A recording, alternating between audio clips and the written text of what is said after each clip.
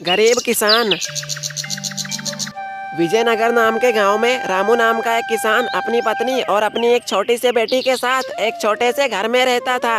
रामू बहुत ही मेहनती और ईमानदार था। वो सुबह उठते ही सबसे पहले अपने बैलों के साथ अपने खेत पे जाता था और सारा दिन खेत में काम करने के बाद रामू दोनों बैलों के साथ अपने घर को लौटता था और अपने पूरे परिवार के साथ बैठ के खाना खाता था। हमेशा की तरह आज जब रामू अपने घर पर पहुंचता है और खाना खाने के लिए बैठता है, तभी उसकी पत्नी कहती है, ए जी सुनते हो, घर में बस थोड़ा सा ही राशन बचा हुआ है। अगर इस बार फसल अच्छी ना हुई तो हम तो भूखे ही मर जाएंगे।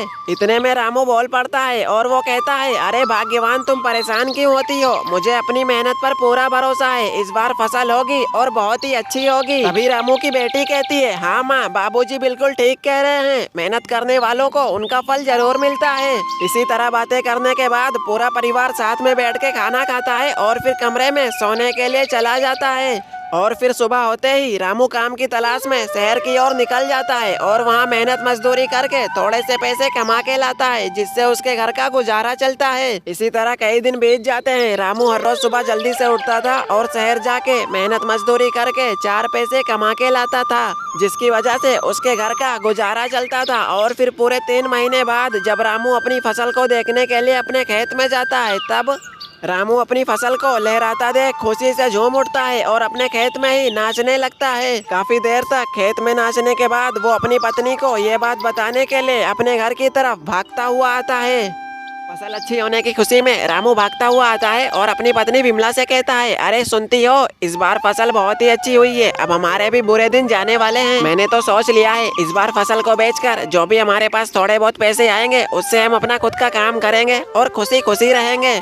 तभी विमला कहती है, हाँ जी, आप ठीक कह रहे हो, अब हम अपना कोई खुद का कारोबार करेंगे और खुशी खुशी रहेंगे। इसके बाद फसल अच्छी होने की खुशी में पूरा परिवार घर में ही नाचने लगता है। लेकिन वहीं दूसरी तरफ हरिया, जिसका खेत रामू के खेत के बगल में ही था, फसल अच्छी न होने की वजह से वो थोड़ा बहुत परेशान था। लेकिन वो इस बात से ज्यादा परेशान था कि रामू की फसल अच्छी खासी हो गई और उसकी फसल इस बार भी सड़ गई। हरिया को रामू की फसल देखकर जलन होने लगती है और वो गुस्से में रामू के खेत की तरफ जाता है और उसकी पूरी फसल को जला के राख कर देता है।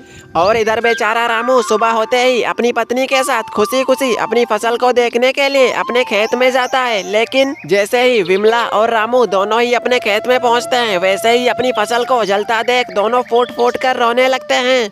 जहां एक तरफ रामू अपनी मेहनत को बर्बाद होता हुआ देख बहुत ही उदास होता है और भागता हुआ अपने घर को आता है, वहीं दूसरी तरफ विमला उसके पीछे पीछे बड़े ही उदास मन से आ रही थी कि तभी उसे रास्ते में एक बॉक्स पड़ा दिखता है। वो उस बॉक्स को उठाती है और अपने साथ अपने घर लेकर आती है और घर पर आकर रामू से कहती है, ए जी सुनते हो, देखो ना मुझे ये रास्ते में क्या मिला है, चलो इसे घर के अंदर लेकर चलते हैं और खोल कर देखते हैं। इसके बाद दोनों बॉक्स को घर के अंदर लेकर जाते हैं और उसे खोल कर देखते हैं। बॉक्स पूरी तरह से सोने और चांदी से भरा हुआ था। ये सब देखकर दोनों बहुत ही चौंक जाते हैं। इतने में विमला रामू से कहती है, ये देखो जी, भगवान जी ने हमें और हमारी मेहनत को बर्बाद नहीं होने दिया। हाँ विमला, तुम ठीक कहती हो, आज तो मैं भी मान गया, उस ऊपर वाले के घर में देर है लेकिन अंधेर नहीं है। अब इसे बेचकर हमारे पास जो भी पैसे आएंगे उससे हम खुद का काम करेंगे और अपने जैसे गरीब लोगों की मदद करेंगे।